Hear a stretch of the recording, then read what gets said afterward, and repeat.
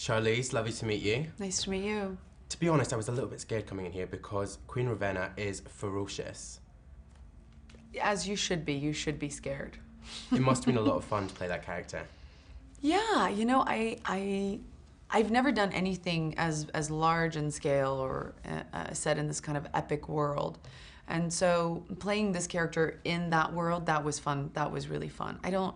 I don't necessarily, you know, the thing about her evilness is what makes her so iconic, and that's what we all know about her. So I was almost more excited about, and I found it more fun to kind of work backwards and find this foundation that I could set all of that to. And where did you sort of take your inspiration for it? There's so many themes in the movie about sort of female empowerment, and that's all about what she's about. She's hating men, about what they've done to her. So where did you take that inspiration?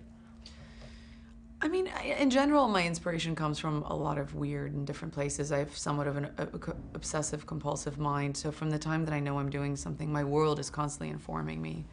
And it could be literally just observing somebody in a coffee shop, or a piece of art, or music, or anything like that, or a film. I like to watch film and steal from the best.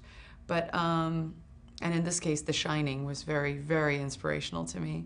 In the film, we saw you get into this massive bath of what looked like milk. What was it? It's a thickening agent used for cosmetics and also milkshakes. Okay, and what was that? Was it cold? No, we knew we were going to do that scene, so production had a lot of time to heat it and build these kind of heaters into that bathtub for me, so it was a bit like a milkshake jacuzzi.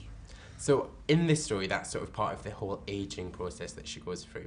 And we've seen you as this young, beautiful queen, like you are right now, and then we see you getting really old. Was that scary, seeing that aging process?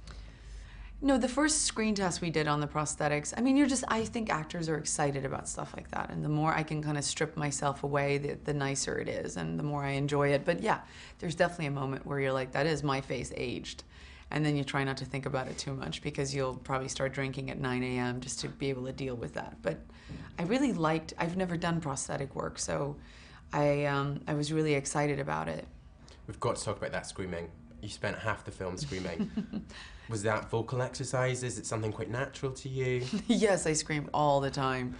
Well, I worked with a dialect coach, and so in learning the dialect, I almost had to learn it screaming. So I often wonder what the hotel that I was staying in was thinking about me, because from like 2 to 4 every day, I would work with my dialect coach, and let's just say nobody came knocking on my door.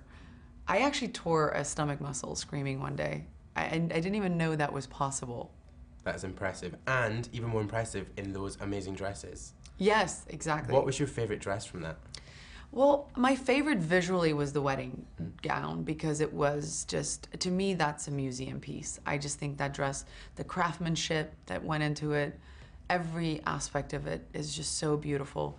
But it was the hardest dress to wear. It weighed, I want to say, like 80 pounds. And walking down that aisle was probably one of the hardest workouts I've ever done in my entire life. I mean, I looked like a mule the first time we did that, because it was just like, my whole body had to like go forward to drag this dress. But it's so beautiful. Certainly paid off. Thank you very much, Charlie.